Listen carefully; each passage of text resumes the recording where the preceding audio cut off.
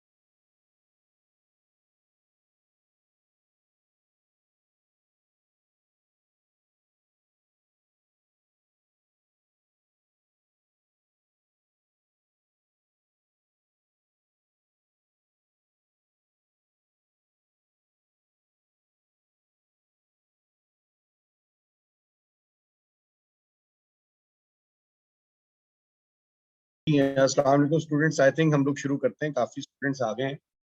Let's start और discussion.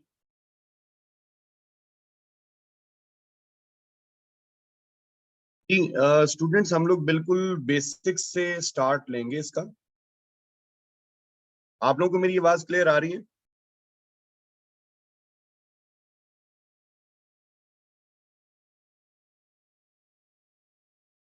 In the last lecture हम लोगों ने इसका जस्ट एक बेसिक इंट्रो लिया था सिलेबस का, तो आज हम लोग वहीं से ऑनवर्ड इसको अब कंटिन्यू करेंगे।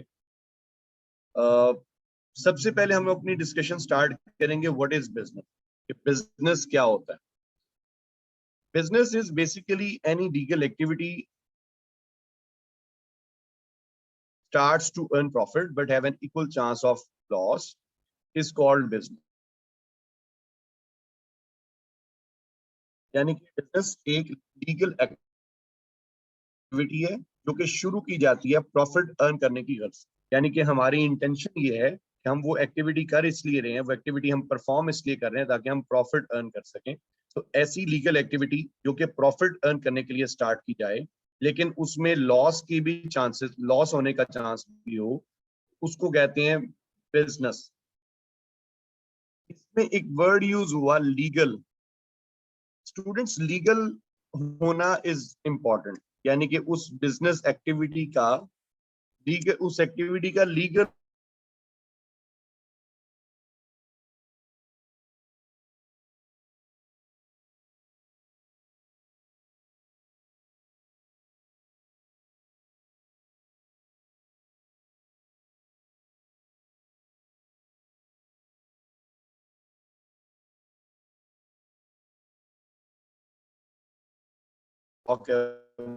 वो आप पुलिस या इस तरह से कोई कस्टम वालों के हाथ लग जाता है तो नुकसान उसमें भी हो जाता है। लेकिन हम उसको बिजनेस नहीं कहेंगे, हम उसको क्राइम कहेंगे। तो बिजनेस होने के लिए जरूरी है कि वो एक लीगल एक्टिविटी। अगर एक्टिविटी लीगल नहीं है तो then it is crime. Order जी। अब नेक्स्ट इसके अंदर आता है ऑर्गेनाइजेशन। अच्छा, ये एक ऐसा वर्ड है जो हम लोग, मेरा ख्याल है कि रोजाना बोलते हैं, सुनते हैं या पढ़ते हैं। ठीक है, तो basically what is organization? Organization is basically group of people working together for a common task or goal with social arrangement। कोई भी ऐसी जगह जहां पर लोगों का एक ग्रुप काम कर रहा है, ठीक है, एक कॉमन गोल को अचीव करने के लिए, यानी कि उन सबका गोल एक सेम है, उस गोल को अचीव करने के लिए वो लोग काम कर रहे हैं with social arrangement. Social arrangement का मतलब ये है डिवीजन ऑफ रिस्पॉन्सिबिलिटी, यानी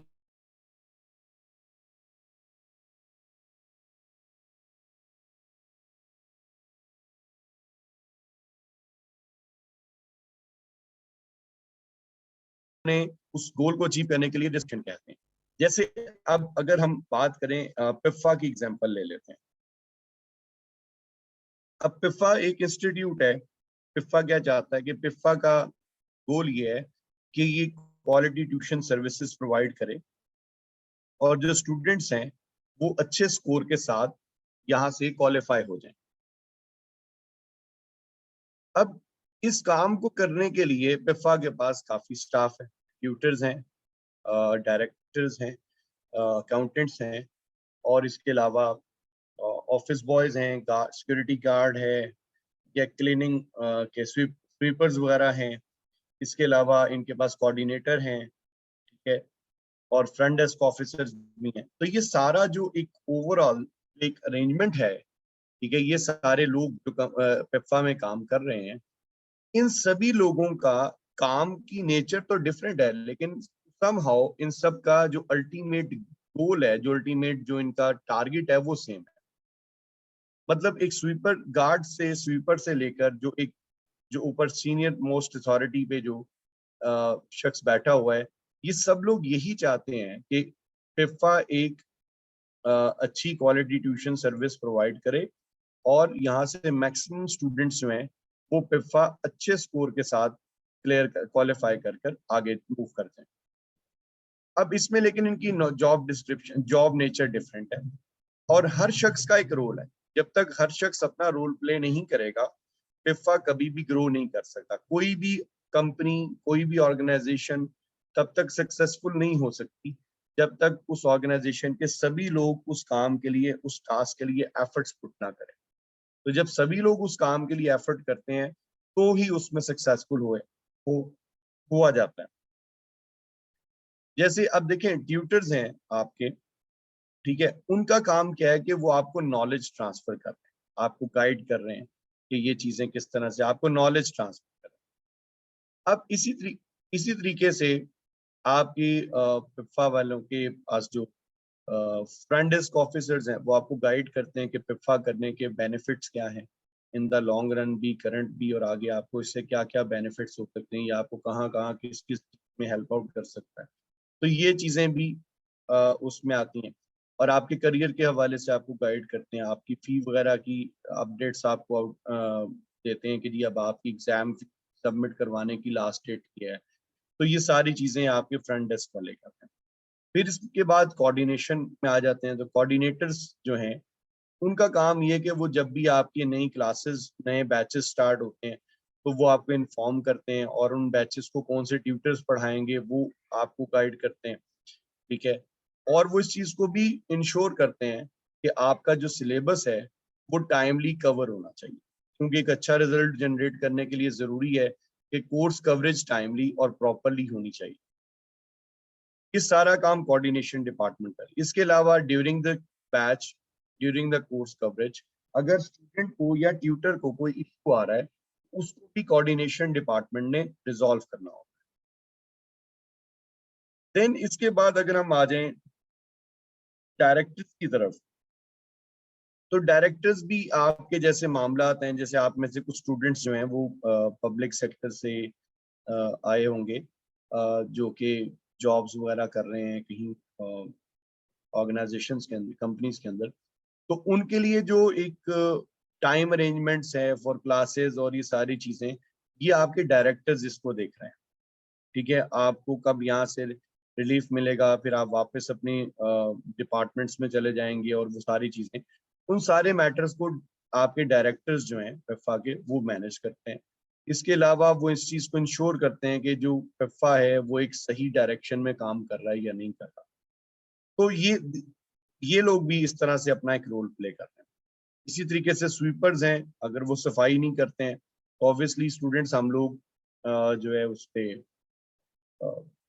नहीं पढ़ सकते प्रॉपर वे में। इसी तरीके से आपके जो गार्ड है, अगर वो सिक्योर नहीं करता बिल्डिंग को तो हम अंदर सेफ नहीं है, हम अपनी क्वालिफिकेशन को पूरा नहीं कर सकते, अपने ऑब्जेक्टिव को मीट कर सकते। तो ये सारी चीजें जो हैं, ये अब इसमें हर बंदे का अपना अपना एक रोल है, ठीक है। एडमिनिस्ट्रेशन डिपार्टमेंट है, उसका रोल ये है कि अगर कहीं कोई एसी वगैरह की सर्विस होने वाली है या अगर फर्नीचर कोई जनरल मेंटेनेंस रिक्वायर्ड है तो वो उसको डील कर ले, ऑफिस मैटर्स को, ऑफिस एक्सपेंडिचर्स को देख ले। तो जब तक ये सभी लोग अपनी अपनी रिस्पॉन्सिबिलिटीज को फुलफिल नहीं करेंगे तब तक ऑर्गेनाइजेशन नहीं चल सकती। सो अगर एक अच्छा हम अपना जो गोल हमने सेट किया हुआ है, अगर हम उसको अचीव करना चाहते हैं इन प्रॉपर मैनर, तो हर शख्स को अपना एक रोल प्ले करना पड़ता है। उसके बाद ही ये पॉसिबल होगा कि हम कोई अपना गोल अचीव करने में सक्सेसफुल हो जाए। अब देखें सभी लोगों का गोल, सभी लोगों के काम की नेचर जो है वो अलग अलग है, लेकिन सभी लोग जो काम कर रहे हैं वो उस कॉमन टास्क को अचीव करने के लिए ही कर रहे हैं कि हम लोग एक प्रॉफिट को मैक्सिमाइज कर सकें और जो एक क्वालिटी ट्यूशन सर्विस है वो प्रोवाइड कर सकें और बेस्ट रिजल्ट्स प्रोड्यूस कर सकें। तो ये इस तरह से एक ऑर्गेनाइजेशन फॉर्म हो। इसी तरीके से आप किसी कंपनी की एग्जांपल ले लो, अगर किसी मैन्युफैक्चरिंग कंपनी की एग्जांपल, या आप अपने ऑफिसेज की एग्जांपल ले लें, जहां पर भी आप लोग जिस डिपार्टमेंट में भी जॉब कर रहे हैं, वहां पे भी सभी उन डिपार्टमेंट्स का, उन कंपनीज का गोल मैक्सिमम क्या हो सकता है, एक अच्छी सर्विस प्रोवाइड करें, प्रॉफिट को मैक्सिमाइज करें, यही उनके अल्टीमेट गोल्स हैं। लेकिन इसमें उन सब लोगों ने काम को डिवाइड किया होगा, सेपरेट किया होगा, काम की नेचर में डिफरेंस होगा, लेकिन ये सभी लोग काम करते रहेंगे ताकि अपना जो कंपनी का गोल है उसको अचीव किया जा सके।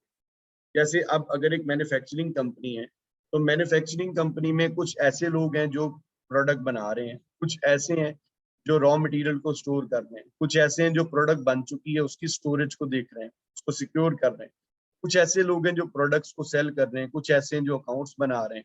अब इसी तरह से काम की नेचर में फर्क जरूर है, लेकिन सभी लोग जो काम कर रहे हैं वो ऑर्गेनाइजेशन का जो मेन गोल है उसको अचीव करने के लिए एफर्ट्स कर रहे हैं। तो इसको हम कहते हैं कि एक ऑर्गेनाइजेशन क्या है? लोगों का एक ग्रुप काम कर रहा है किसी कॉमन गोल को अचीव करने के लिए विद डिवीजन ऑफ रिस्पॉन्सिबिलिटी या विद सोशल अरेंजमेंट्स, उसको हम कहते हैं कि ये क्या है? एक ऑर्गेनाइजेशन। इसके बाद आती है what is management. Management basically वो लोग जो कंपनी को रन कर रहे हैं, कंपनी को चला रहे हैं, ये उन्हें हम कहते हैं कि ये मैनेजमेंट है। जो लोग कंपनी को चला रहे हैं, कंपनी को रन कर रहे हैं, उन्हें हम कहते हैं कि ये क्या है? ये मैनेजमेंट है। ठीक है, जैसे अब आपके पिफा जो इंस्टीट्यूट है, इसमें जो आपके डायरेक्टर्स हैं, इसके अलावा जो टीचर्स हैं, कोऑर्डिनेशन स्टाफ है, एडमिनिस्ट्रेशन स्टाफ है, फ्रंट डेस्क ऑफिसर्स हैं, अकाउंटेंट्स, ये सभी लोग जो हैं ये मैनेजमेंट का पार्ट है। अब अगर हम यहाँ तक स्टूडेंट्स आप लोगों को क्लियर है? अगर कोई इशू है तो पूछ लें, नहीं तो फिर आगे मूव करेंगे।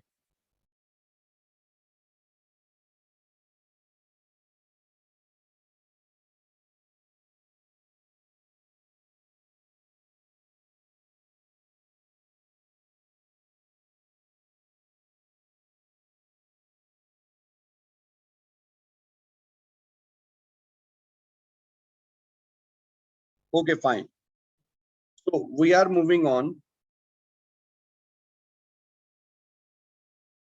अच्छा, अब जब हम कहते हैं मैनेजमेंट की बात करते हैं, तो स्टूडेंट्स मैनेजमेंट के 3 लेवल्स हैं।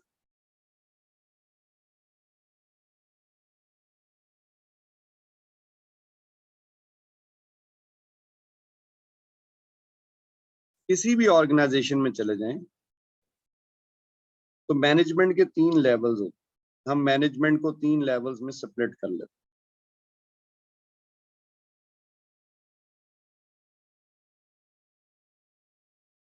इसमें सबसे पहले ये जो है, ये इसको हम कहते हैं कि ये स्ट्रेटेजिक लेवल मैनेजमेंट।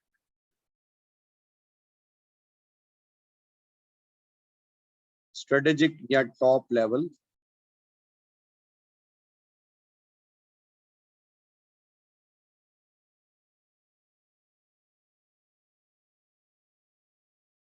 फिर ये आती हैं, इसको हम कहते हैं टैक्टिकल या मिडिल लेवल मैनेजमेंट।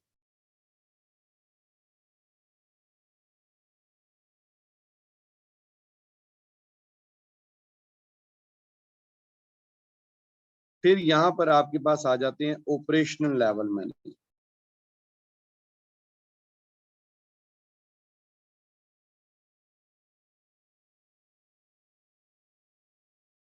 ऑपरेशनल या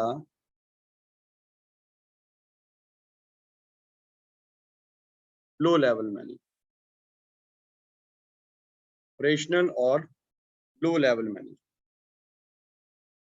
अब ये जो स्ट्रेटेजिक लेवल है, स्ट्रेटेजिक लेवल पे कौन लोग हैं? स्ट्रेटेजिक लेवल पे आपके एक तो आ जाते हैं honours,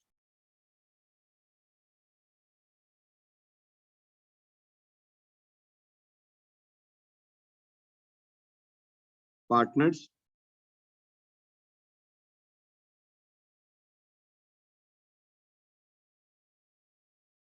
share holders and board of director. ये लोग जो हैं ये आपके स्ट्रेटेजिक लेवल पे आते हैं। कौन कौन है? ऑनर्स, कंपनी के honours, partners, share holders and board of director. ये इस लेवल पर आते हैं, स्ट्रेटेजिक लेवल। अल्टीमेट कंपनी को चलाने की जो रिस्पॉन्सिबिलिटी होती है वो इस टीम की होती है। ये कंपनी के इन द लॉन्ग रन जो मैटर्स हैं उनको ये डील कर रहे होते हैं और इनका कंसर्न पूरी कंपनी के साथ होता है, यानी कि कंपनी के हर सेगमेंट को ये डील करते हैं, उसको लेके चल रहे होते हैं। फिर आते हैं टेक्निकल लेवल मैनेजमेंट।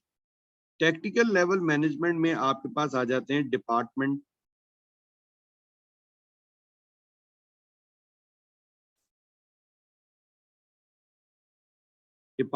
मैनेजर्स, जैसे production manager, sales manager, purchase manager, administration managers, ये आपके टेक्निकल लेवल पर आते हैं।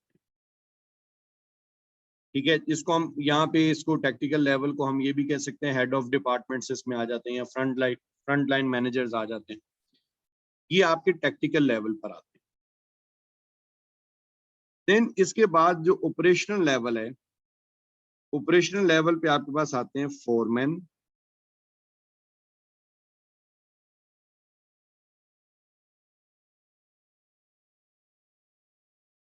Supervisors, clerks, etcetera.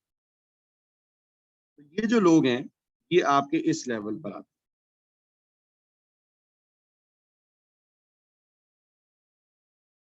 Operational level इस तरीके से कंपनीज में जो है वो मैनेजमेंट को हम 3 पार्ट्स में, 3 लेयर्स में स्प्लिट करते हैं।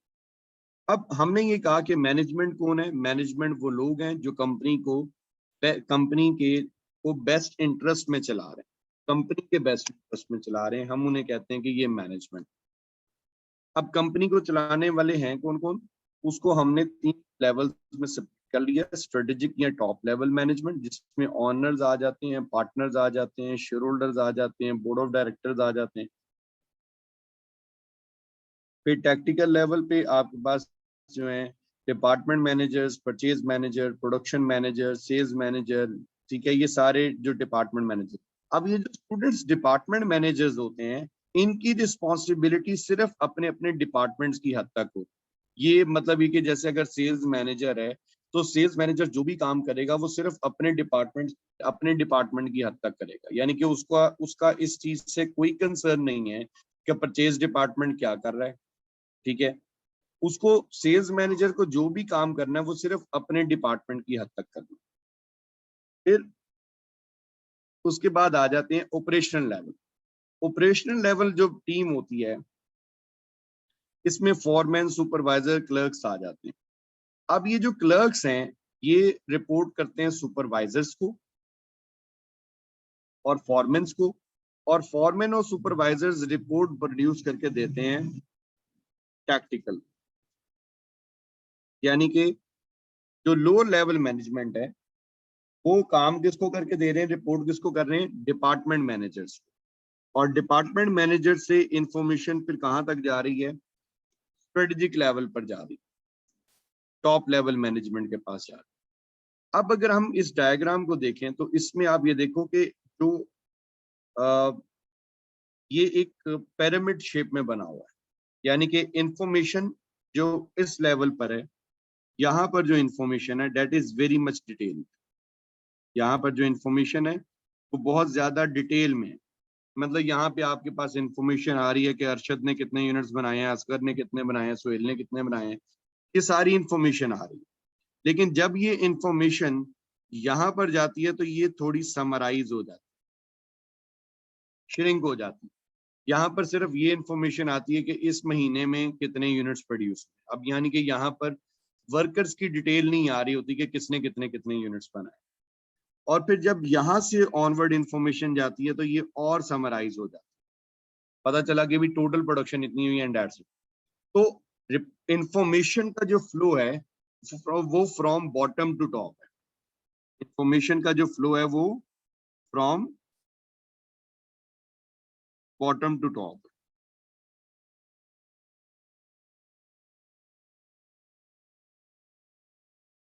लेकिन कंट्रोल का जो फ्लो है वो टॉप टू बॉटम है, यानी कि जो सीनियर अथॉरिटीज हैं वो कंट्रोल वो इंस्ट्रक्ट करती हैं दो इस अपने से निचले लेवल को कि ये आप काम करके दें। जैसे स्ट्रेटेजिक लेवल पे ये जो आपके बोर्ड ऑफ डायरेक्टर्स बैठे हुए हैं, ये बोर्ड ऑफ डायरेक्टर्स काम देते हैं डिपार्टमेंट मैनेजर्स, और ये डिपार्टमेंट मैनेजर्स काम हैंड ओवर करते हैं फॉरमैन सुपरवाइजर्स, और फॉरमैन सुपरवाइजर्स काम लेते हैं क्लर्क्स। तो कंट्रोल का जो फ्लो है वो फ्रॉम टॉप टू बॉटम है। कंट्रोल का जो फ्लो है वो फ्रॉम टॉप टू बॉटम है, यानी कि सीनियर अथॉरिटीज के पास सबसे ज्यादा कंट्रोल है, वो कंट्रोल कर रहे हैं सारी एक्टिविटी को। अब बोर्ड ऑफ डायरेक्टर्स ने, सीनियर मैनेजमेंट ने एक टारगेट सेट किया, और वो टारगेट सेट करने के बाद अपने से निचली अथॉरिटीज को हैंड ओवर कर दिया कि जी ये आपने अचीव करना है, और वो लोग उसके मुताबिक काम करना शुरू कर देते हैं। जैसे बोर्ड ऑफ डायरेक्टर्स ने काम असाइन किया डिपार्टमेंट मैनेजर्स, और डिपार्टमेंट मैनेजर्स ने आगे काम असाइन कर दिया फॉरमैन सुपरवाइजर को, क्लर्क्स को, एक्सेट्रा, इन सब लोगों को कि ये काम है, ये आप लोग कर दें। तो इस तरह से ये चीज होती है कि सीनियर मैनेजमेंट अथॉरिटीज जो हैं उनके पास, सीनियर मैनेजमेंट के पास होती है, लेकिन वो आगे आगे कंट्रोल जो है वो क्या करते जा रहे हैं, डेलीगेट करते जा रहे हैं। तो कंट्रोल जैसे जैसे नीचे आते जाएंगे कंट्रोल स्प्लिट होता जाएगा ज्यादा लोगों में, लेकिन इंफॉर्मेशन जैसे हम बॉटम से टॉप की तरफ जाएंगे इंफॉर्मेशन समराइज होती है। क्यों हो गया हाशिर?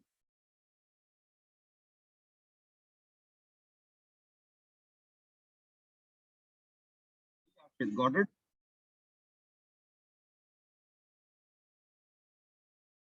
अब हम ये बात कर रहे थे कि मैनेजमेंट जो है, मैनेजमेंट का काम क्या है? मैनेजमेंट वो लोग हैं जो कंपनी को चला रहे हैं, कंपनी को चला रहे हैं कंपनी के बेस्ट इंटरेस्ट के अंदर। अब वो कंपनी को कैसे चला रहे हैं? कंपनी को चलाने के लिए मैनेजमेंट तीन चीजें करती है, जिसमें सबसे पहली चीज आती है प्लानिंग।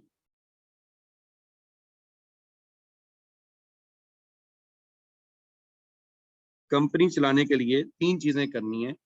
पहली, सबसे पहली चीज जो आती है डेट इज प्लानिंग, कि हम कंपनी चलाना चाह रहे हैं तो कंपनी को कैसे बेहतर तौर पर चलाया जाएगा उसके लिए हम प्लान।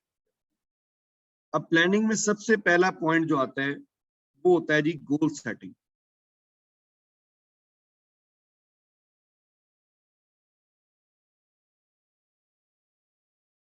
गोल सेटिंग यानी कि हम अपना एक गोल सेट करते हैं, एक टारगेट सेट करते हैं।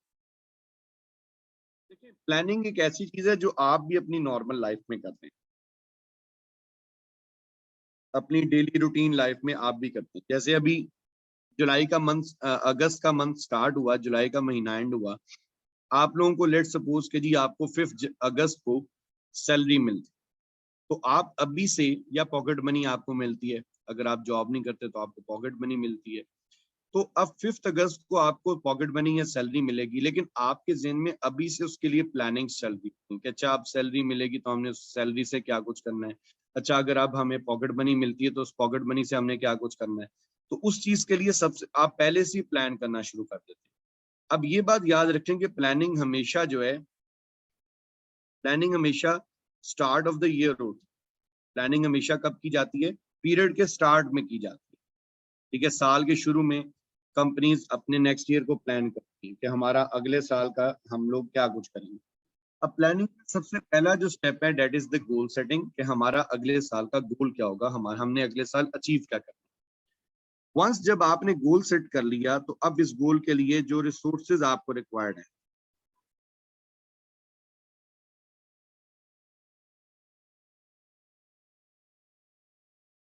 रिसोर्सेज मतलब कि हमें जो जो भी चीजें,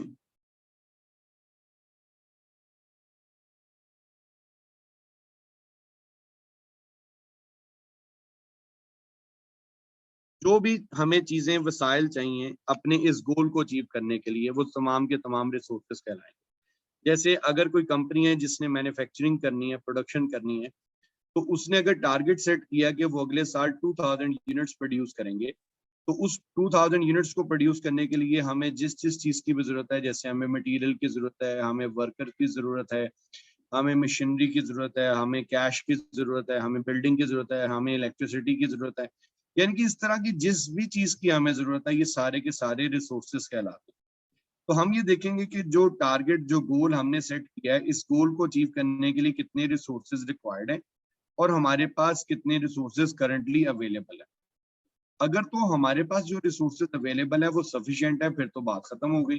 लेकिन जो हमारे पास रिसोर्सेज हैं, अगर ये सफिशिएंट नहीं है, तो फिर हमें फर्दर रिसोर्सेज अरेंज करने पड़ते हैं। जैसे अगर मैं कहता हूँ कि हमें टारगेट हमने सेट किया, उस टारगेट को पूरा करने के लिए हमें 250 वर्कर्स की जरूरत होगी। कितने वर्कर्स की जरूरत होगी? 250 वर्कर्स को की जरूरत पड़ेगी। नंबर ऑफ वर्कर्स कितने होने चाहिए? 250 वर्कर्स होने चाहिए। लेकिन करंटली हमारे पास 220 वर्कर्स अवेलेबल हैं, यानी कि 30 वर्कर्स की शॉर्टेज है। अब ये 30 वर्कर्स की शॉर्टेज हम कैसे पूरी कर सकते हैं? जाहिर है हम लोग क्या करेंगे, हम अपन एक ऑप्शन तो ये है कि हम बाहर से वर्कर्स मजीद 30 वर्कर्स रखें।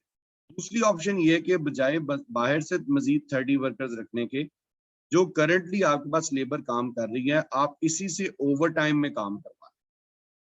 एक ऑप्शन जो और है इसके अलावा वो ये है कि आप वर्कर से ओवर टाइम में अगर काम नहीं करवाना चाहते तो उन्हें इंसेंटिव्स का लालच दें, ठीक है, बोनसेस का लालच देकर आप उनसे काम करवा। तो इस तरह से हम लोग जो है वो ये ऑप्शन है। अब इन ऑप्शंस में से जो ऑप्शन ज्यादा बेहतर है, जो कि इकोनॉमिकल पड़ती है आपको, आप उस ऑप्शन को अवेल कर लेते हैं, यूटिलाइज कर लेते हैं।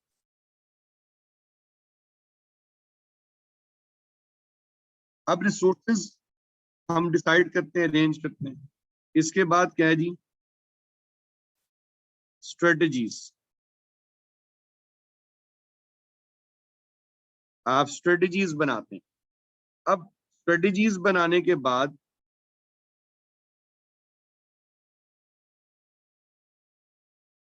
सेटिंग स्टैंडर्ड्स, हम स्टैंडर्ड सेट करते हैं।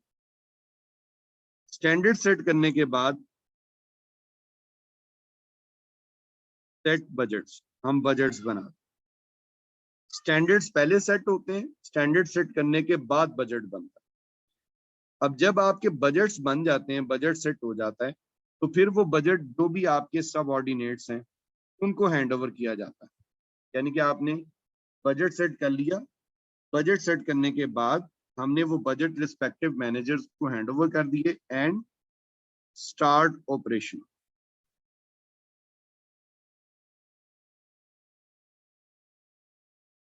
तो हमने उसके मुताबिक काम करना शुरू कर दिया। ये यहाँ तक जो है ये स्टूडेंट्स हमारी प्लानिंग है। यहाँ तक जो हमने किया ये हमारी क्या कहलाएगी? प्लानिंग।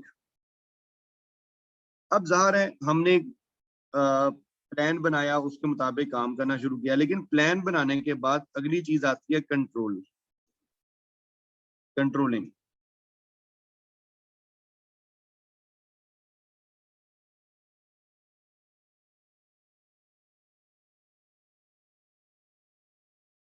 कंट्रोलिंग, कंट्रोलिंग कहते हैं कि चीजों को एज पर प्लान रखना। ये देखना कि जो चीजें आपने जैसे सोची थी, रियल में भी चीजें वैसे ही हो रही हैं या उससे मुख्तलिफ डायरेक्शन में जा रही हैं। देखो हमने एक बजट बनाया कि हम इस महीने इतनी प्रोडक्शन करेंगे, इस महीने इतनी करेंगे, इस महीने इतनी करेंगे, इस महीने इतनी करेंगे। तो ये जब हम बजट बना रहे थे, टारगेट्स, ये जो हम गोल सेट कर रहे, ये जो हम सारा बजट बना रहे थे, तो ये खाली बजट बना रहे इज नॉट इनफ। अच्छा, ये थोड़ी सी बेसिक्स हैं क्योंकि ये वर्ड्स बार बार यूज होंगे इसलिए मैं बता रहा हूँ। इसके बाद हम एग्जैक्टली नोट्स वाले काम पर, आई थिंक नोट्स में भी ये पहले पेज पर आई गेस है। तो कंट्रोलिंग, कंट्रोलिंग में बेसिकली क्या है कि हम लोग ये देख रहे हैं कि हमने एक प्लान बनाया, अब हम ये देखना चाह रहे हैं कि क्या चीजें एज पर द प्लान हो भी रही हैं या नहीं। उसके लिए फिर हम लोग क्या करते हैं? देखिए खाली प्लान बना लेना इज नॉट इनफ, ये देखना भी जरूरी है कि क्या हम एज पर द प्लान चल रहे हैं या नहीं चल रहे। उसके लिए हम करते क्या है कि कंपेयर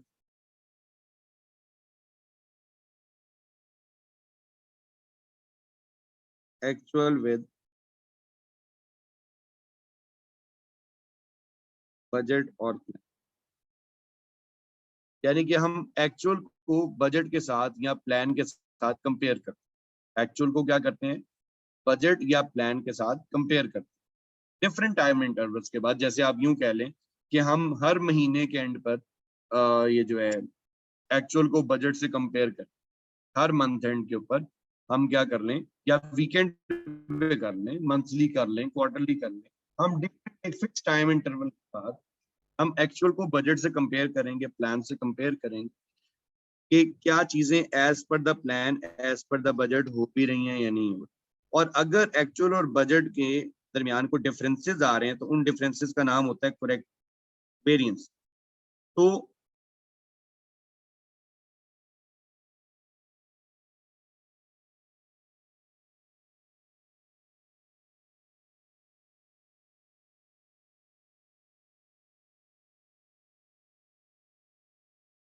एक्चुअल और बजट का अगर कंपैरिजन करें तो अगर उसमें कोई डिफरेंस आ रहा है तो उस डिफरेंस का नाम वेरिएंस है।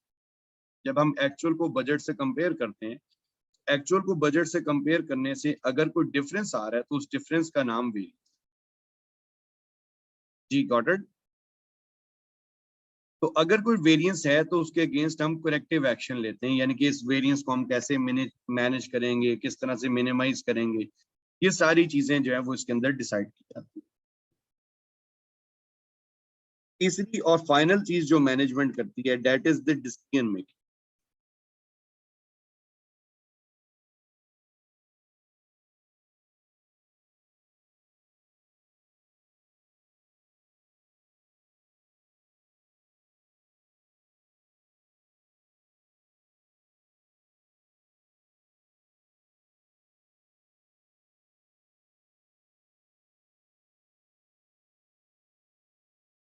डिसीजन मेकिंग क्या होती है, अगर सादा जुबान में बताया जाए डिसीजन मेकिंग क्या है, decision making is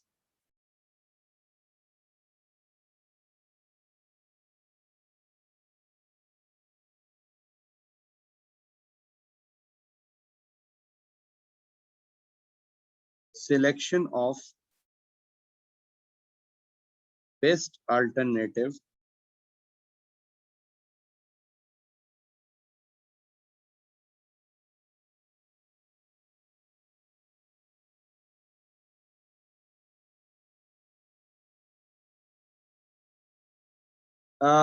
Mohammad Tariq, मैं कुछ रुक रुक कर भी बोल रहा हूँ तो शायद इस वजह से आपको लग रहा हो। तारिक, अब आपको आवाज क्लियर आ रही है इस time?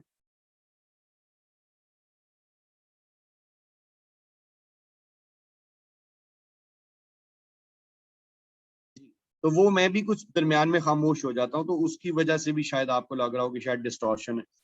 Selection of best alternative from, selection of best alternative from many, यानी कि मल्टीपल ऑप्शंस में से किसी बेस्ट ऑप्शन को सिलेक्ट कर लेना इस डिसीजन में। यानी कि मल्टीपल ऑप्शंस है, उनमें से जो आपको अल्टरनेट सबसे बेस्ट लगा आपने वो सिलेक्ट किया, तो वो क्या कहलाएगा, डिसीजन मेकिंग।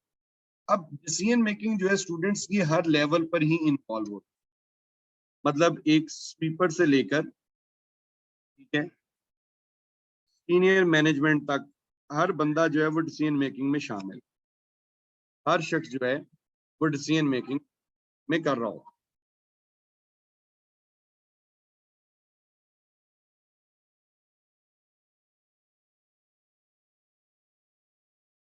इसमें जो है वो हर बंदा डिसीजन मेकिंग में शामिल हो। तो अब कहने का मतलब यहाँ पर ये है कि सीनियर मैनेजमेंट से लेकर आपके लोअर स्टाफ तक हर बंदा डिसीजन मेकिंग कर रहा होता है, लेकिन जाहिर है हर शख्स के जो डिसीजंस हैं वो उसकी जॉब डिस्क्रिप्शन के अकॉर्डिंग होते हैं, यानी कि जिस जो उसकी जॉब की नेचर है उसके अकॉर्डिंग वो डिसीजंस लेगा। जैसे देखिए, मेरा काम पढ़ाना है, तो जब मैंने आज आपको पढ़ाना शुरू किया तो मेरे पास एक ऑप्शन थी कि मैं डायरेक्ट कॉस्ट क्लासिफिकेशन से शुरू कर, लेकिन मैंने ऐसा नहीं किया। मैंने क्या किया कि मैंने पहले आपको कुछ बेसिक्स बताई कि ऑर्गेनाइजेशंस क्या होती हैं, बिजनेसेस क्या होते हैं, मैनेजमेंट क्या होती हैं, ठीक है, मैनेजमेंट करती क्या है, पहले मैंने ये करवाया। इसके बाद अब मैं कॉस्ट क्लासिफिकेशन दिखाऊंगा। तो मैंने क्या किया, मेरे पास दो ऑप्शंस थी, उनमें से मैंने सिलेक्ट किया कि नहीं, पहले बेसिक्स डिस्कस करेंगे, उसके बाद फिर हम लोग चैप्टर स्टार्ट।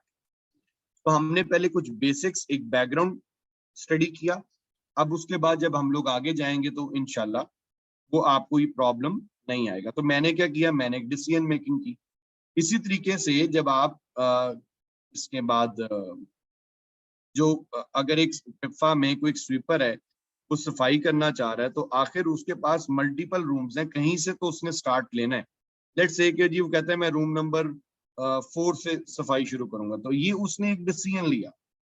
उसने क्या किया, एक डिसीजन लिया। ठीक है।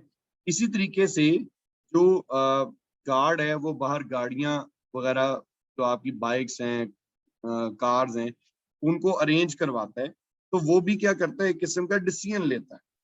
वो कहता है जी बाइक्स अंदर करवा देते हैं, गाड़ियां बाहर खड़ी। तो उसने अपनी जॉब के हवाले से डिसीजन लिया। तो हर शख्स ऑर्गेनाइजेशन के अंदर जो है वो अपनी जॉब के अकॉर्डिंग डिसीजंस लेता है। जॉब डिस्क्रिप्शन जो उसकी है, नेचर ऑफ जॉब, उसके मुताबिक वो डिसीजंस लेता है। गॉट इट जी। सो ये कुछ बेसिक्स हैं जो हमने यहाँ पर डिस्कस किए कि बिजनेस क्या होता है, ऑर्गेनाइजेशन क्या होती है, मैनेजमेंट क्या होती है। और मैंने यहाँ पर आपको एक मैनेजमेंट की हायरार्की बनाकर के एक तो लेवल्स आपको थोड़े से बता दिए कि सीनियर मैनेजमेंट क्या है, मिडिल मैनेजमेंट क्या है, और ऑपरेशनल लेवल मैनेजमेंट क्या है। तो ये हमने कुछ उसकी बेसिक्स जो हैं उनको डिस्कस किया। ठीक है। अब हम लोग मूव कर रहे हैं टुवर्ड्स द कॉस्टिंग। कॉस्टिंग में हमारा जो सबसे पहला जो चैप्टर है that is the cost classification. Cost classification, यहां से हम लोग इसका इनिशिएटिव लेंगे। स्टूडेंट्स, इस चैप्टर के अंदर जो चीजें हमने कवर करनी है वो चीजें कौन कौन सी हैं। नंबर 1, कॉस्ट अकाउंटिंग क्या है। पहले हम इसके ऊपर बात करेंगे, कॉस्ट अकाउंटिंग किसको कहते हैं। फिर हम बात करेंगे कॉस्ट किसको कहा जाता है, कॉस्ट यूनिट क्या होता है, कॉस्ट सेंटर क्या होता है। फिर हम बात करेंगे कॉस्ट ऑब्जेक्ट क्या चीज है, कॉस्ट क्लासिफिकेशंस कौन कौन सी होती हैं। फिर एनालिसिस ऑफ कॉस्ट बिहेवियर्स, यानी कि इसमें हम कॉस्ट बिहेवियर्स का, कॉस्ट की डिफरेंट बिहेवियर्स हैं उनके ऊपर भी हमारी डिस्कशन होगी। तो ये एरियाज हैं जो हमने इस चैप्टर के अंदर कवर करने। इसमें सबसे पहले हम बात करेंगे कि what is cost accounting. Cost accounting की डिस्क्रिप्शन जो है वो ये गिवन है। Cost accounting involves applying a set of principles, methods, and techniques to determine determine and analyze cost within the separate units of a business. Basically, cost accounting क्या है? Cost accounting एक set of principles है।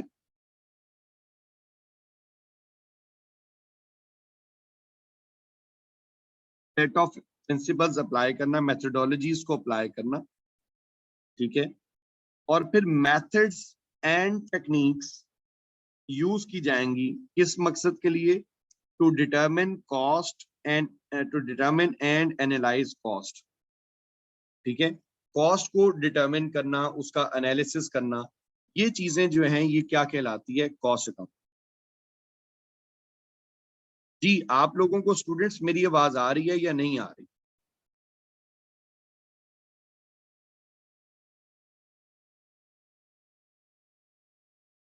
तो आबिद ये फिर student आपके, क्योंकि बाकी स्टूडेंट्स को तो आवाज आ रही है।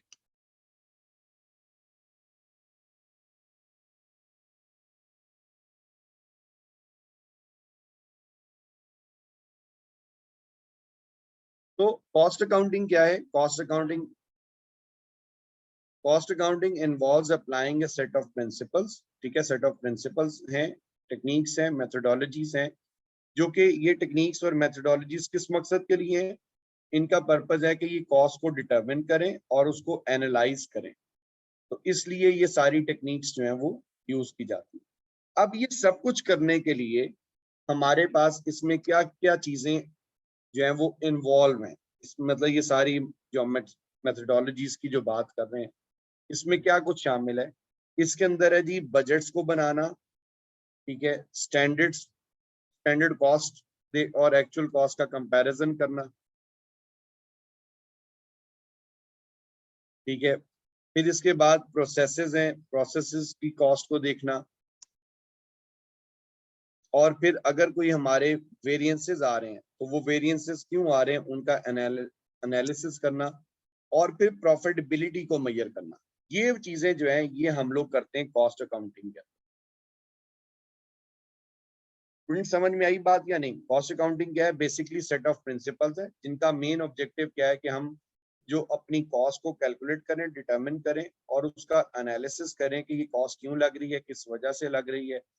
और उसके अलावा अगली चीज जो इसके अंदर आती है वो ये है कि ऐसा करने के लिए हमें स्टैंडर्ड सेट करने पड़ेंगे, बजट्स बनाने पड़ेंगे, फिर एक्चुअल बजट को कंपेयर करके अगर कोई डिफरेंसेस आते हैं तो उन डिफरेंसेस के अगेंस्ट जो है वो हमने उसको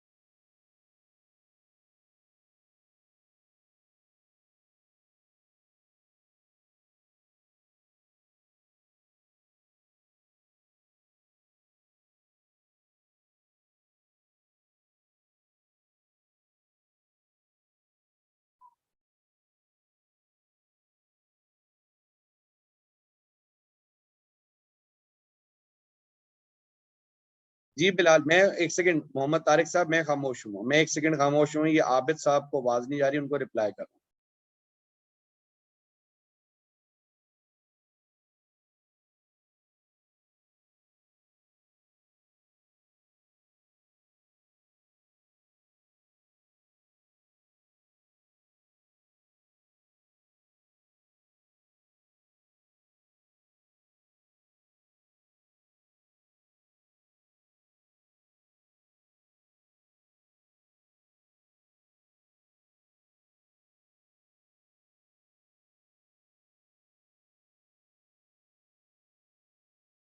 अच्छा स्टूडेंट्स, तो अब आप लोगों को कॉस्ट अकाउंटिंग वाला एलिमेंट क्लियर हो गया?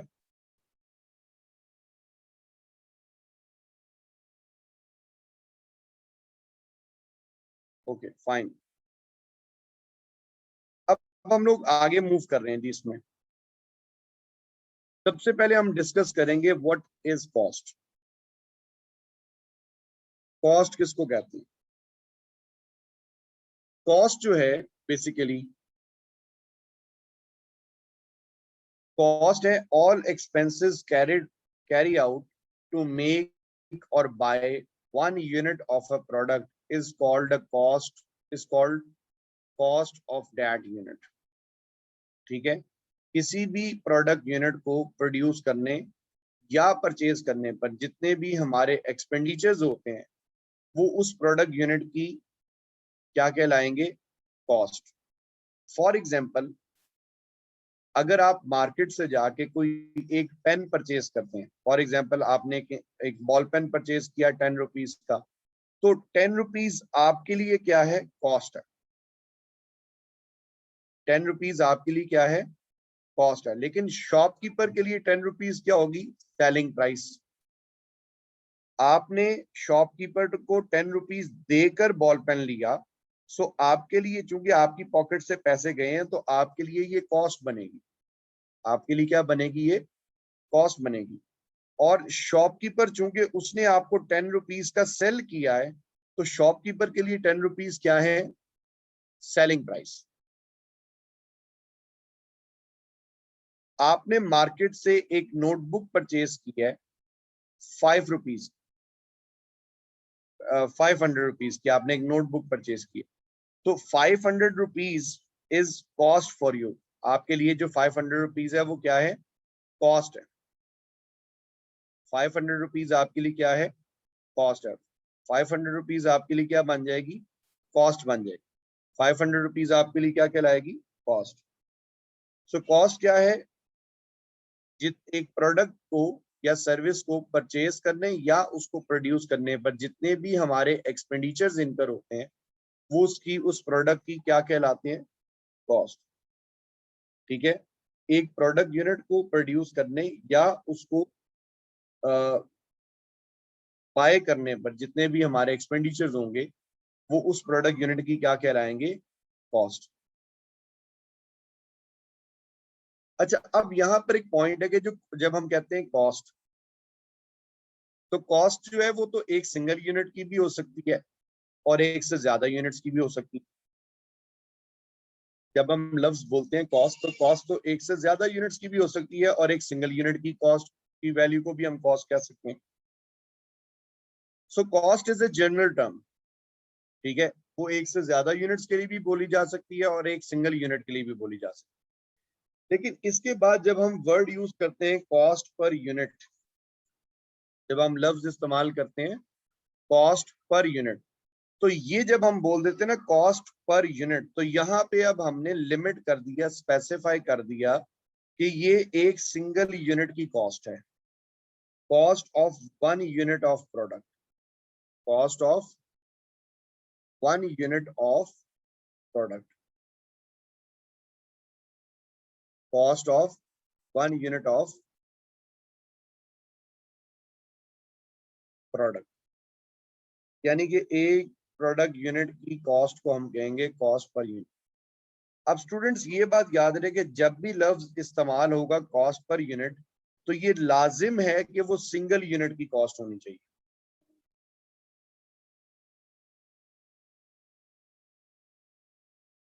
सिंगल यूनिट कॉस्ट, यानी कि ये लाजिम हो गया कि वो एक सिंगल प्रोडक्ट यूनिट की कॉस्ट होनी चाहिए। अगर वो सिंगल यूनिट की कॉस्ट नहीं है तो फिर हम उसको कॉस्ट पर यूनिट नहीं कह सकते। फॉर एग्जाम्पल, अगर मैंने मार्केट से एक मार्कर खरीदा है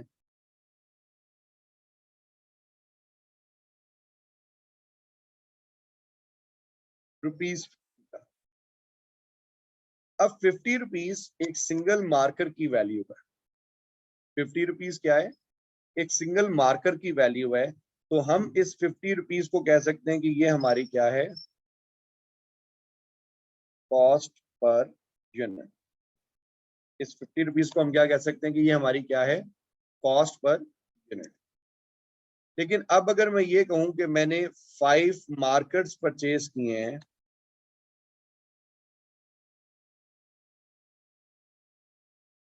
फॉर रुपीज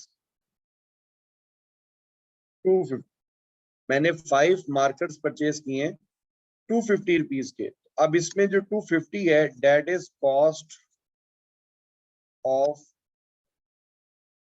5 मार्कर्स, हम इसको क्या बोलेंगे, cost of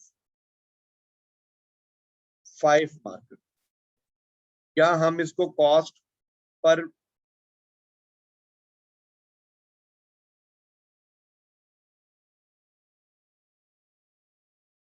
cost of a batch कह सकते हैं, कॉस्ट पर बैच कह सकते हैं, कॉस्ट पर बंडल कह सकते हैं, कॉस्ट पर पैक कह सकते हैं। लेकिन इसको अब 250 को हम कॉस्ट पर यूनिट नहीं बोल सकते। उसकी वजह यह है कि जो 250 रुपीज है ये एक सिंगल यूनिट की वैल्यू नहीं है। 250 रुपीज सिंगल यूनिट की वैल्यू नहीं है, एक से ज्यादा यूनिट्स की। तो जब तक ये एक सिंगल यूनिट की वैल्यू नहीं बनेगी हम इसको कॉस्ट पर यूनिट नहीं कह सकते। जब तक ये एक सिंगल यूनिट की वैल्यू नहीं बनेगी हम इसको कॉस्ट पर यूनिट नहीं कह सकते। तो मतलब कहने का, समझाने का ये है कि कॉस्ट पर यूनिट होने के लिए लाजिम है कि वो सिंगल यूनिट की वैल्यू, कॉस्ट पर यूनिट होने के लिए लाजिम है कि वो सिंगल यूनिट की वैल्यू हो, अदरवाइज हम उसको कॉस्ट पर यूनिट नहीं कह सकते। स्टूडेंट्स, इज दैट क्लियर और not, yes or no?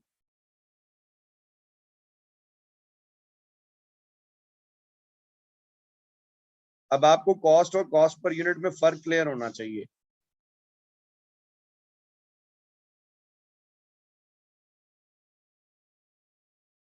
Okay हो गया। अच्छा लिसन स्टूडेंट्स, ऐसा है कि यहाँ पे हम लोग ब्रेक कर रहे हैं 10 मिनट्स की फॉर प्रेयर्स।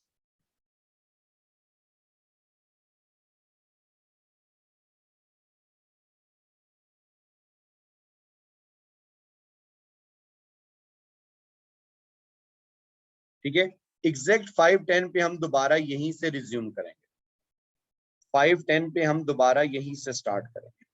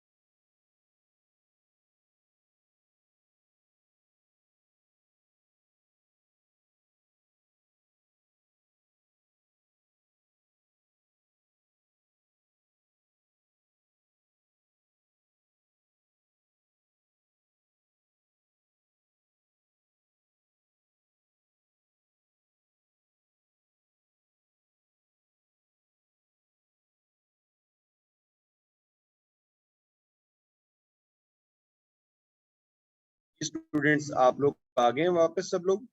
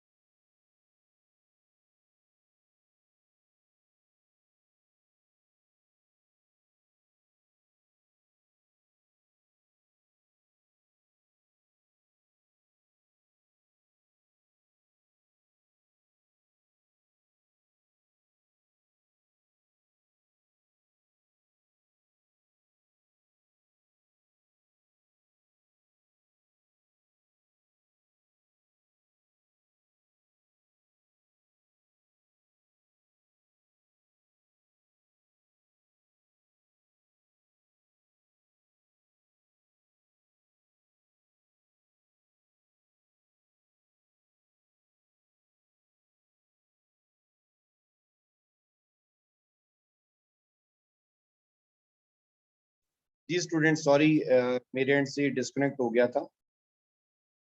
इसको स्टार्ट करते हैं।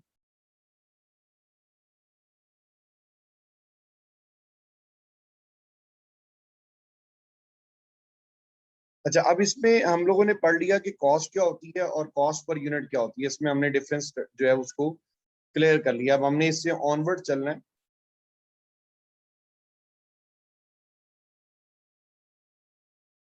अब है वर्ड कॉस्ट यूनिट। अब हमें इसको पहले अंडरस्टैंड करना पड़ेगा कि कॉस्ट यूनिट क्या होता है।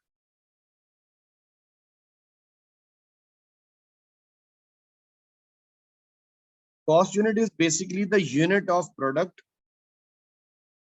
और service to which cost is attached. यानी कि ये इसकी एक डेफिनेशन है कि कॉस्ट यूनिट क्या है। Cost unit is basically the unit of product और सर्विस। ठीक है, यानी कि प्रोडक्ट या सर्विस का जो एक यूनिट है उसको हम कॉस्ट यूनिट कहते हैं। यानी कि कॉस्ट यूनिट स्टूडेंट कोई कॉस्ट नहीं है। कॉस्ट यूनिट किसी कॉस्ट का नाम नहीं है। जब भी वर्ड यूज होगा कॉस्ट यूनिट, तो कॉस्ट यूनिट का मतलब है कि यूनिट ऑफ प्रोडक्ट और सर्विस, यानी कि प्रोडक्ट या सर्विस का जो यूनिट है उसको हम कहते हैं कि ये कॉस्ट यूनिट। फॉर एग्जाम्पल, अगर अगेन मैं अपनी वही मार्कर वाली एग्जाम्पल यहाँ पर कोट करूं, मैंने कहा कि मैंने एक मार्कर मार्केट से परचेज किया फॉर ₹50। मैंने 50 रुपीज का एक मार्कर लिया। अब स्टूडेंट इसमें जो मार्कर है वो बजाते खुद is a cost unit.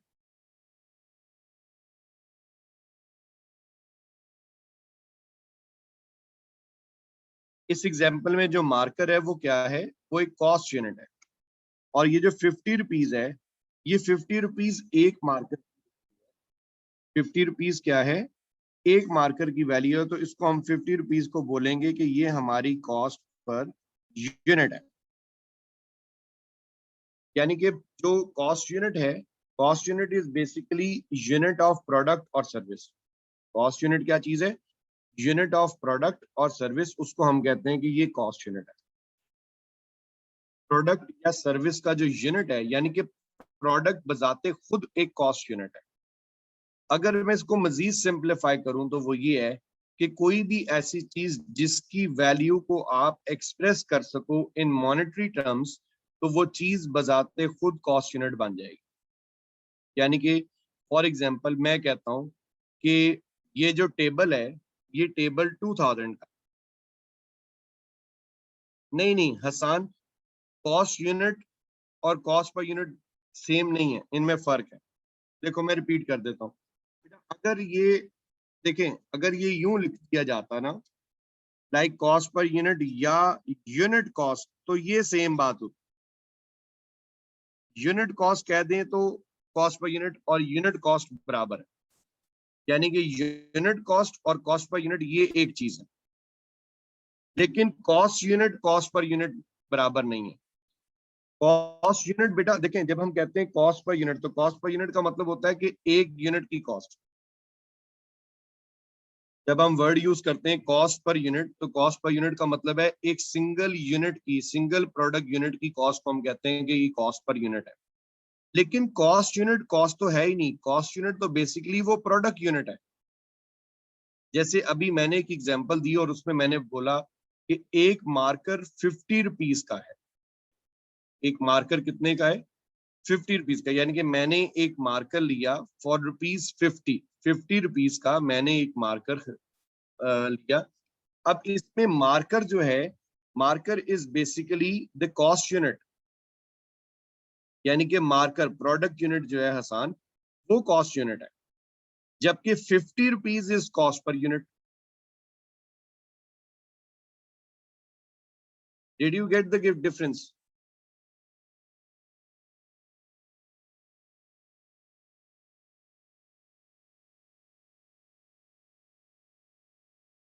Students,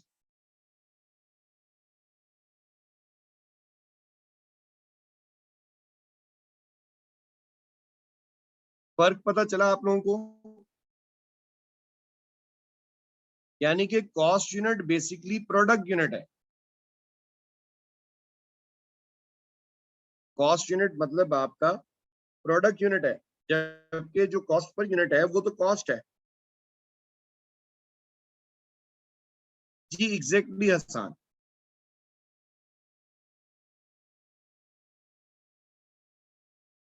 नहीं अब्बास देखें, कॉस्ट यूनिट बनाने की कॉस्ट, कॉस्ट यूनिट कॉस्ट ही नहीं है।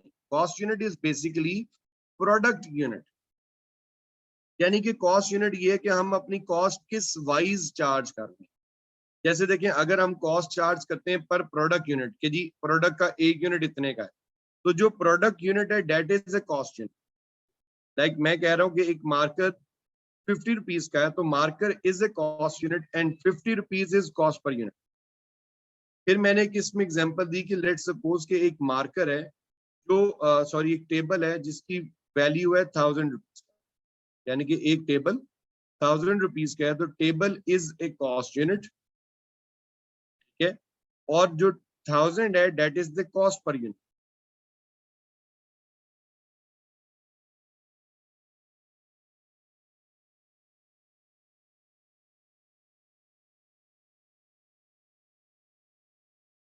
Is it clear now?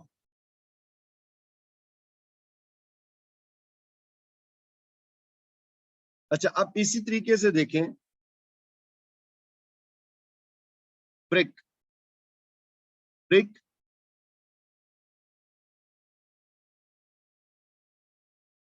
He exactly आसान, now you get the point. Brick जो है वो कॉस्ट यूनिट है, लेकिन एक ब्रिक 5 रुपीज की है, that is cost per unit. That is cost per unit. यानी कि ब्रिक बजाते खुद एक कॉस्ट यूनिट है, लेकिन एक ब्रिक जो है, मुनीब किसको कॉस्ट पर यूनिट बोल सकते हैं?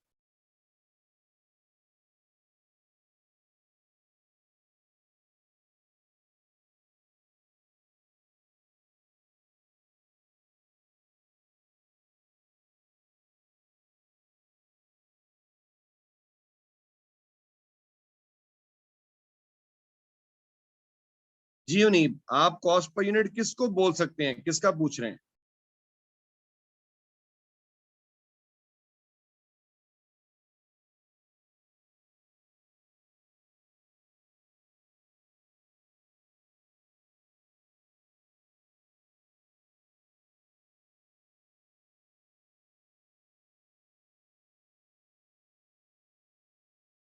अभी क्वेश्चन करके गायब हो जाते हैं। इसी तरीके से जो शर्ट है, अब shirt is a cost unit, और एक शर्ट कितने की है? 60 रुपीज की है, तो 60 rupees is a cost per unit. 60 rupees को हम कहेंगे ये क्या है? Cost per unit.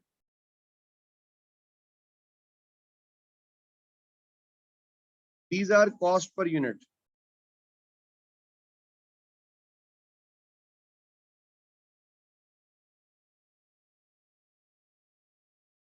अब यहां पर मैं आपको थोड़ा सा एक मजीद वजाहत कर देता हूं, एक और एग्जांपल देकर। जी मैं हसान इसी तरफ आ रहा हूं। लेट सपोज कि अगर मैं कहता हूं pack of 10 marker has a value of 300 rupees। अब इसमें जो पैक है that is the cost unit, क्योंकि वैल्यू पैक वाइज बताई जा रही है ना कि एक पैक कितने का है। तो पैक बजाते खुद इज ए कॉस्ट यूनिट, और ये जो 300 है ये 10 मार्कर्स की वैल्यू है, सो हम इसको बोलेंगे कॉस्ट पर पैक। अब हम इसको कॉस्ट पर यूनिट नहीं बोलेंगे, हम इसको क्या बोलेंगे? Cost per pack.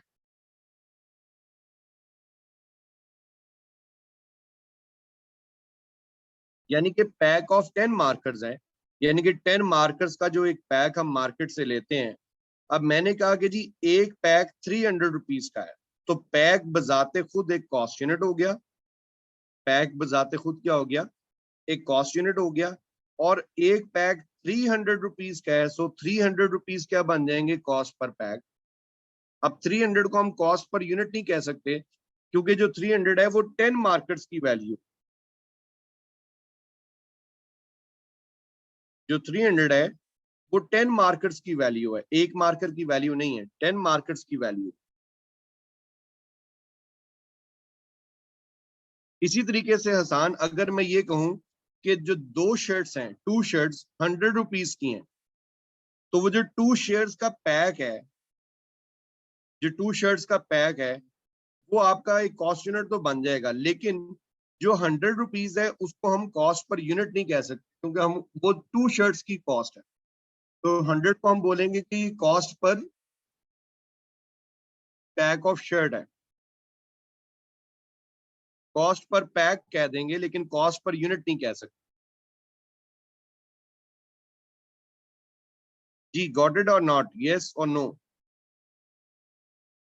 आप लोगों को कॉस्ट यूनिट का कॉन्सेप्ट समझ में आया या नहीं आया? चलें, ओके फाइन। अच्छा, अब आप लोग एक काम करें, सब लोग एक एक एग्जाम्पल सोचें, लेकिन लिसन, लिसन, पहले मेरी एक बात सुन। एग्जाम्पल सोचनी है और उस एग्जाम्पल को पहले आपने चैट बॉक्स में लिखना है, लेकिन ये पूरा मैसेज एक ही बार में टाइप करना है। ये ना हो कि पहले आपके मैंने ये सोचा, फिर उसके बाद किस्तों में जवाब बाकी आ रहा हो। स्क्रीन तो शेयर है यार ऑलरेडी।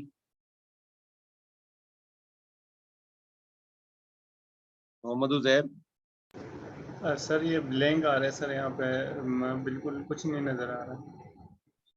अभी भी नहीं आ रही स्क्रीन? नो सर, अभी तो नहीं, स्क्रीन नहीं शेयर हो रही सर। आवाज आ रही है सर आपकी, लेकिन स्टूडेंट्स, स्क्रीन आप नहीं। लोगों को स्क्रीन नजर आ रही है?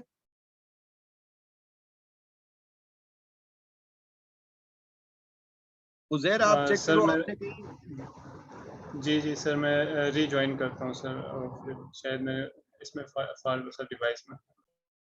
हाँ, आप उसको देख लें एक दफा। अच्छा, अब करना आप लोगों ने ये है कि एक एग्जाम्पल आप लोग सोचें, वैसे तो दो तीन सोचें। एग्जाम्पल आप लोग देंगे, ये जैसे अब यहाँ पर मार्कर की एग्जाम्पल होगी, या शर्ट की एग्जाम्पल होगी, या ब्रिक की एग्जाम्पल होगी, या नोटबुक की एग्जाम्पल भी ऊपर लिखी होगी। ठीक है, इनके अलावा कोई और एग्जाम्पल सोचें, दुनिया बहुत बड़ी है। ठीक है, कोई एक एग्जाम्पल सोच लें। जैसे अब एक एग्जाम्पल मैं दे, लेट सपोज कि अगर मैं कहता हूं कि एक टेबल है,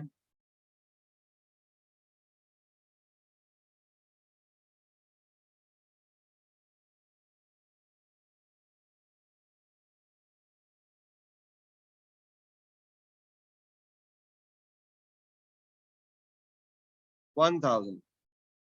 अब आपने इसमें ये बताना है कि टेबल क्या है और ₹1000 क्या है। यानी कि आप इसके बाद इसको बताएंगे कि table is a cost unit and ₹1000 is cost per unit. ठीक है, नहीं नहीं बिलाल, ये तो मेरी एग्जाम्पल होगी ना।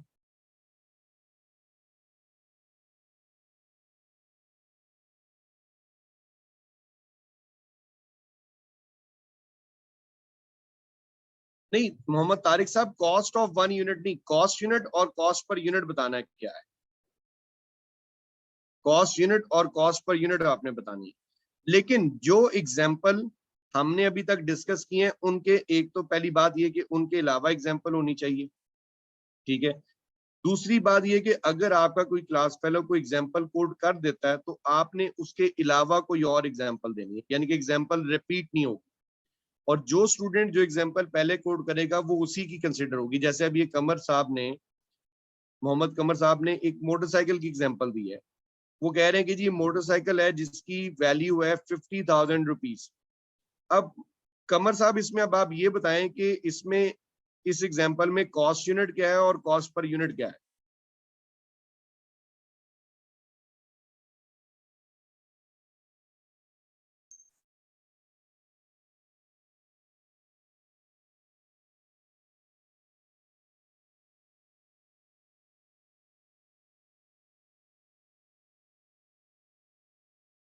आशिर, आपकी एग्जाम्पल ठीक है बेटा, लेकिन इसको काइंडली जरा पर यूनिट पर लेकर आए। मैं पूछ रहा हूं, हमें कॉस्ट पर यूनिट आपने बतानी है। वो ठीक है, आपकी एग्जाम्पल गलत नहीं है, आपने कॉस्ट पर कार्टन लिख दिया।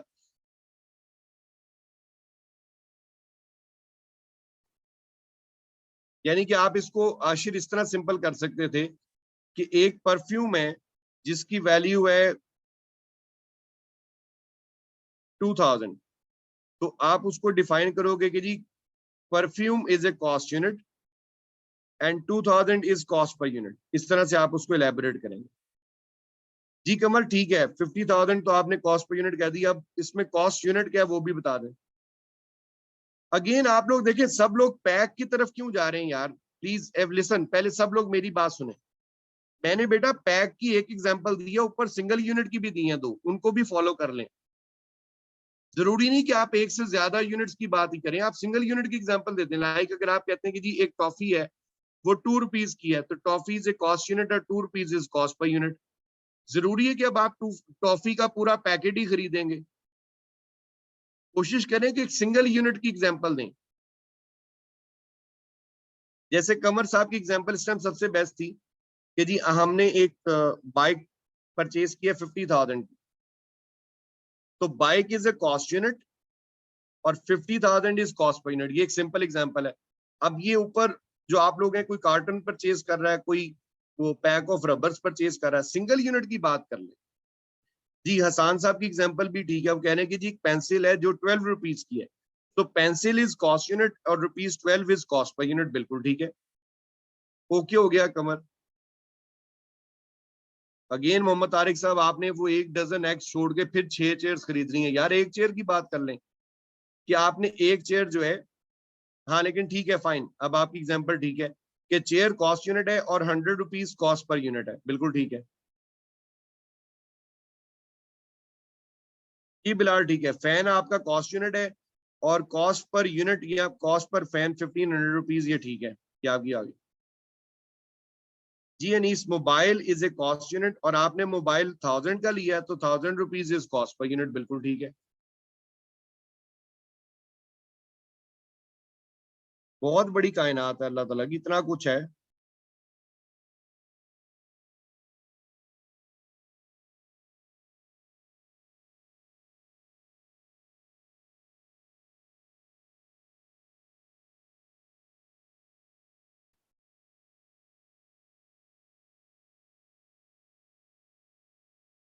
जी अरीशा, ठीक है।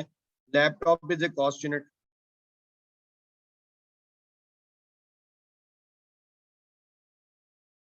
Television is a cost unit, ठीक है। और rupees 12,000 is cost per unit, बिल्कुल ठीक है, आसान। जी Arisha, 50,000 is cost per unit, fine. जी बाकी लोग भी जरा कोई एग्जांपल कोड करें ताकि आपको फर्क पता चल जाए कॉस्ट पर यूनिट और कॉस्ट यूनिट का।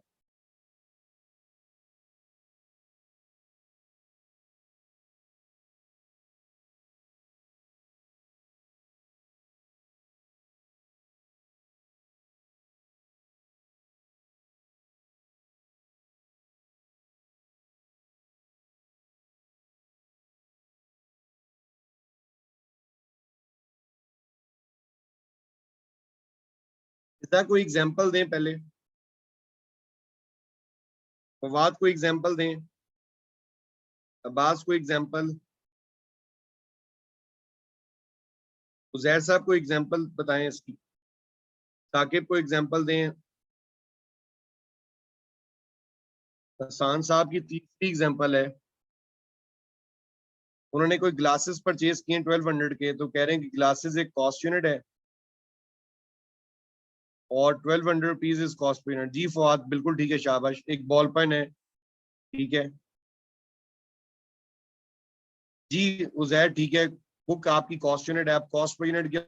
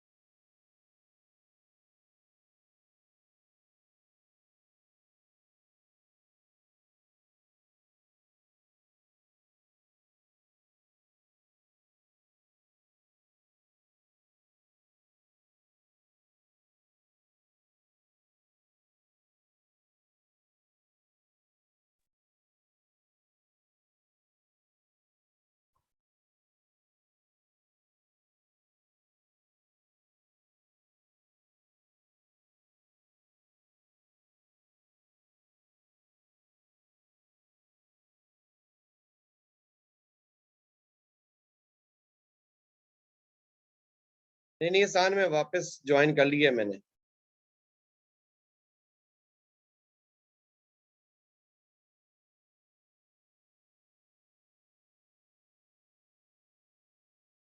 जी इजा, बिल्कुल ठीक है कि चेयर जो है वो कॉस्ट यूनिट होगा और 100 rupees is cost per unit, बिल्कुल ठीक है।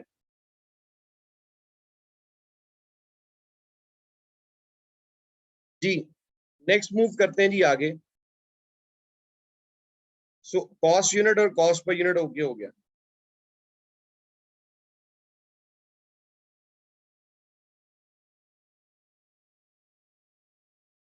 नेक्स्ट इसमें हेडिंग है हमारे पास कॉस्ट सेंटर। जी students, what is cost centre? Cost centre की अगर डिस्क्रिप्शन देखी जाए तो डिस्क्रिप्शन ये है कि कॉस्ट सेंटर जो है एक प्रोडक्शन या सर्विस लोकेशन है जहां पर हम किसी where cost of a function, activity और आइटम ऑफ इक्विपमेंट, यानी कि कॉस्ट सेंटर भी कोई कॉस्ट नहीं है। कॉस्ट सेंटर बेसिकली एक प्रोडक्शन या सर्विस लोकेशन है जहां पर हम किसी प्रोडक्ट, किसी डिपार्टमेंट या किसी मशीनरी की कॉस्ट को अक्यूमुलेट कर रहे हैं और एनालाइज कर रहे हैं फॉर फर्दर, मतलब उसको कलेक्ट कर रहे हैं और एनालाइज कर रहे हैं। तो वो जगह उस मशीनरी, उस एक्टिविटी या उस फंक्शन का क्या कहलाएगी? Cost centre. फॉर एग्जांपल, अगर मैं इसको सिंपल वर्ड्स में बोलूं तो कंपनी के अंदर जितने भी डिपार्टमेंट्स होते हैं वो सभी के सभी डिपार्टमेंट्स जो हैं वो कॉस्ट सेंटर्स कहलाते हैं। कंपनी के अंदर जितने भी डिपार्टमेंट्स होते हैं वो सभी डिपार्टमेंट्स क्या कहलाते हैं? Cost centres. कंपनी के अंदर जितने भी डिपार्टमेंट्स होते हैं वो सभी डिपार्टमेंट्स क्या कहलाते हैं? कॉस्ट सेंटर कहलाते हैं।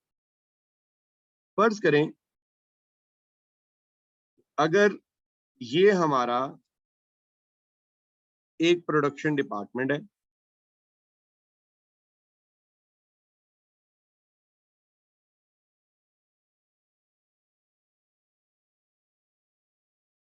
ये हमारा एक प्रोडक्शन डिपार्टमेंट है।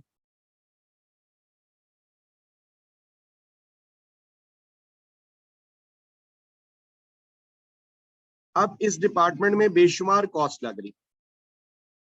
इस डिपार्टमेंट के अंदर कौन कौन सी कॉस्ट लग रही हैं? जैसे मटेरियल यूज हो रहा है प्रोडक्ट बनाने में, मटेरियल की कॉस्ट लग रही है। इसके अलावा जो हमारे जो लेबर इस डिपार्टमेंट में काम कर रही है, उस लेबर को जो हम पे कर रहे हैं वो हमारी प्रोडक्शन कॉस्ट है। इसके अलावा जो इलेक्ट्रिसिटी कंज्यूम हो रही है, ठीक है, इलेक्ट्रिसिटी, उसकी कॉस्ट इसमें आ जाती है। इसके अलावा अगर ये प्रोडक्शन की बिल्डिंग रेंट पर है तो रेंट कॉस्ट इसके अंदर आ जाएगी। ठीक है, इसी तरह के और भी आपके जो मतलब मशीनरी की मेंटेनेंस वगैरह भी इसके अंदर आ जाती है।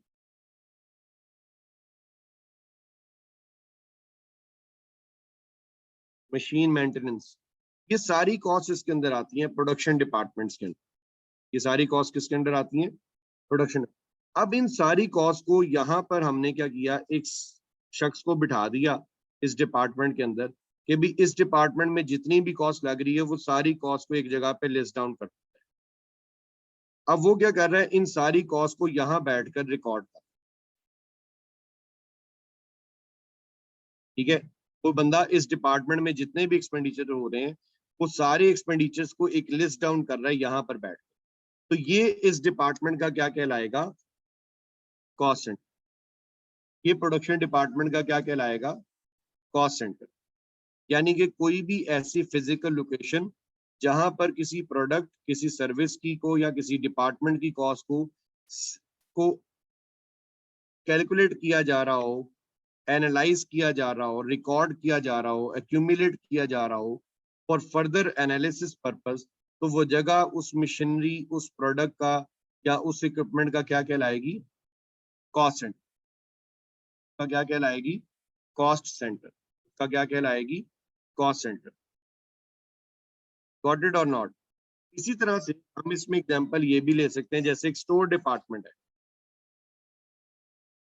तो स्टोर्स डिपार्टमेंट, कोई भी डिपार्टमेंट ले लें, यानी कि उस डिपार्टमेंट में जितनी भी आपकी कॉस्ट लग रही है उस सारी कॉस्ट को आप सिंगल एक उस डिपार्टमेंट के अंदर एक जगह पे रिकॉर्ड कर रहे होंगे, तो वो जगह उस डिपार्टमेंट की क्या कहलाएगी? Cost centre. अमूमन देखें कंपनी के अंदर जितने भी डिपार्टमेंट्स हैं वो सब के सब डिपार्टमेंट्स जो हैं वो रिसोर्सेज यूज करते हैं। जब रिसोर्सेज यूज करते हैं तो उनकी कॉस्ट भी इनकर हो रही होती है। और ज़ाहिर है जब कॉस्ट इनकर हो रही है तो उस कॉस्ट की रिकॉर्डिंग भी की जा रही होगी। अब कॉस्ट की बेहतर तौर पे रिकॉर्डिंग उन डिपार्टमेंट्स के अंदर ही की जा सकती है।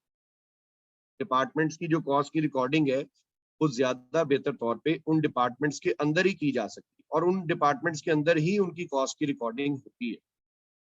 तो वो डिपार्टमेंट्स बजाते खुद जो है वो एक कॉस्ट सेंटर्स है। कंपनी के अंदर जितने भी डिपार्टमेंट्स हैं सबके सब डिपार्टमेंट्स क्या कहलाएंगे? Cost centres. कंपनी के अंदर जितने भी डिपार्टमेंट्स हैं सभी डिपार्टमेंट्स क्या कहलाएंगे? Cost centre. इसी तरह से कंपनी के अंदर जितनी भी हैवी ड्यूटी मशीनरी है, बड़ी बड़े प्लांट्स मशीनरीज हैं, वो भी आपके कॉस्ट सेंटर कहलाए। इज दैट क्लियर और नॉट? Yes or no? जैसे मार्केटिंग एक कॉस्ट सेंटर है, एडमिनिस्ट्रेशन एक कॉस्ट सेंटर है, प्रोडक्शन एक कॉस्ट सेंटर है, परचेज डिपार्टमेंट कॉस्ट सेंटर है, inspection department cost centre, stores department cost centre, research and development cost centre. तो कंपनी के अंदर जितने भी डिपार्टमेंट्स हैं वो सब के सब डिपार्टमेंट्स क्या कहलाएंगे? Cost centres.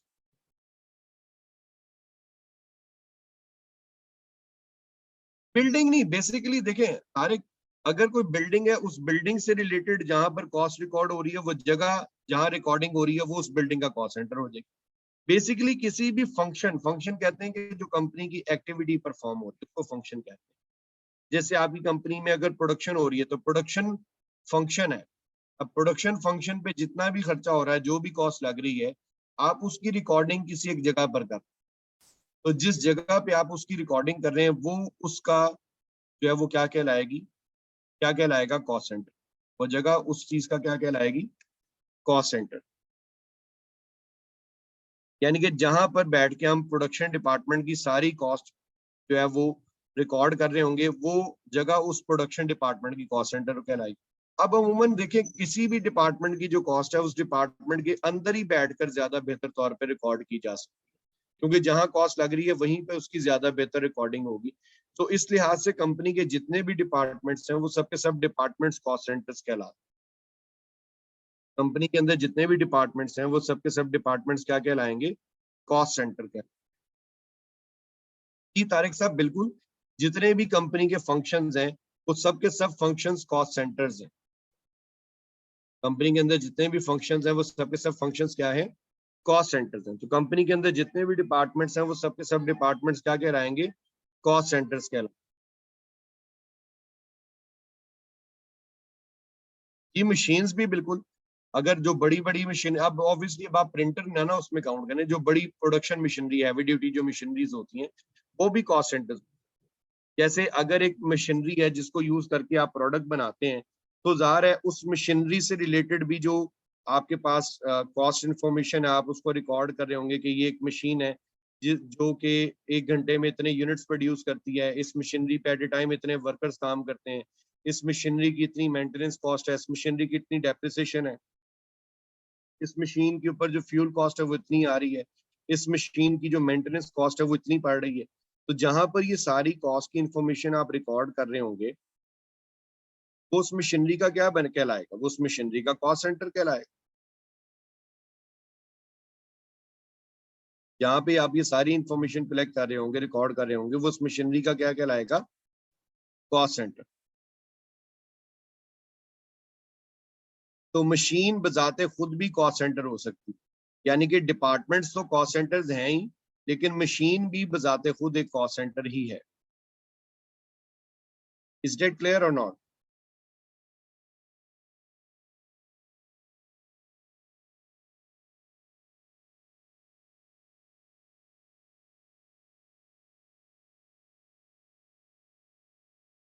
नहीं, आसान न्यूमेरिकल्स भी हैं, लेकिन बात यह कि अब हम राइट डे वन से ही न्यूमेरिकल नहीं शुरू कर सकते। जब तक हम कुछ थ्रेडिकल, थोड़ा सा थ्रेडिकल पार्ट कवर नहीं करेंगे, कुछ बेसिक्स क्लियर नहीं करेंगे, हम तब तक न्यूमेरिकल्स पे शिफ्ट नहीं हो सकते। अभी हमने इसको बिल्कुल बेसिक्स से स्टार्ट किया है, तो होपफुली इंशाल्लाह कल या मैक्स परसों, वैसे तो उम्मीद है कि कल ही हम लोग जो है वो न्यूमेरिकल्स पर मूव कर जाएंगे, लेकिन ज़ाहिर है फर्स्ट चैप्टर है, क्योंकि ये बेसिक्स है तो बेसिक्स ने थोड़ा सा तो टाइम लेना। ओके हो गया?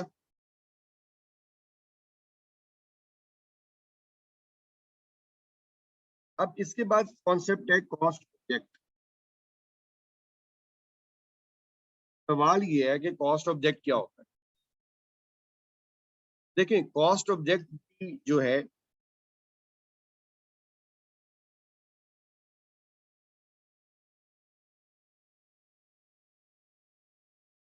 it can be cost unit or it can be a cost center।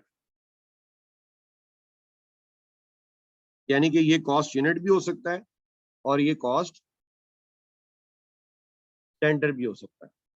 Cost object जो है ये कोई कॉस्ट यूनिट भी हो सकता है और ये कोई कॉस्ट सेंटर भी हो सकता है। द कॉन्सेप्ट इज बेसिकली कि जब हम किसी कॉस्ट, यानी कि कॉस्ट ऑब्जेक्ट कोई सेपरेट चीज नहीं है, या तो ये कोई प्रोडक्ट यूनिट होगा या फिर कोई मशीनरी या कोई डिपार्टमेंट हो सकता है।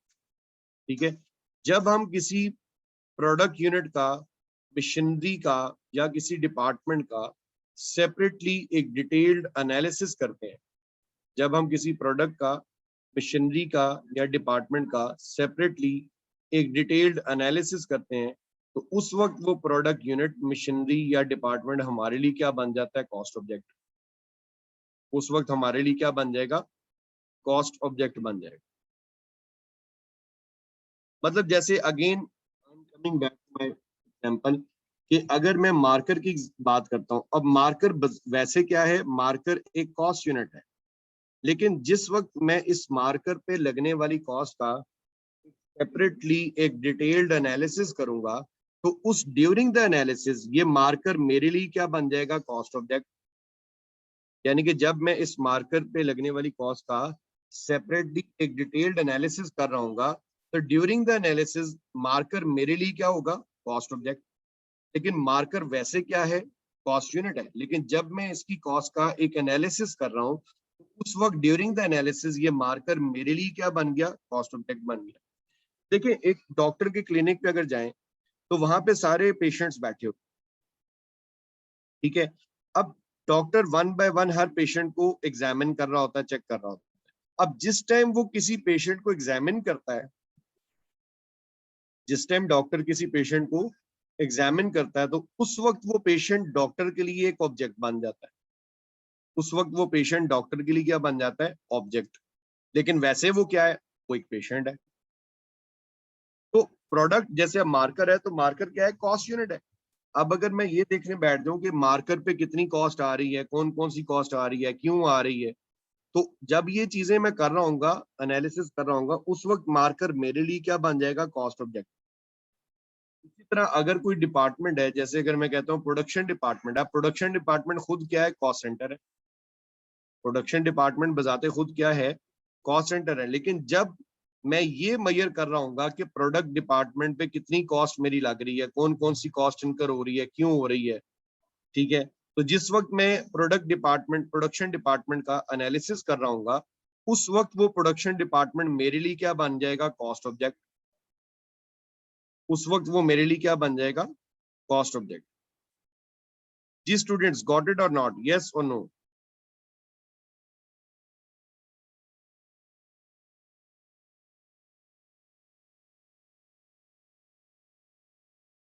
Okay fine. अच्छा, मैं इसकी पीडीएफ आपके साथ अभी शेयर करूंगा थोड़ी देर में, ठीक है।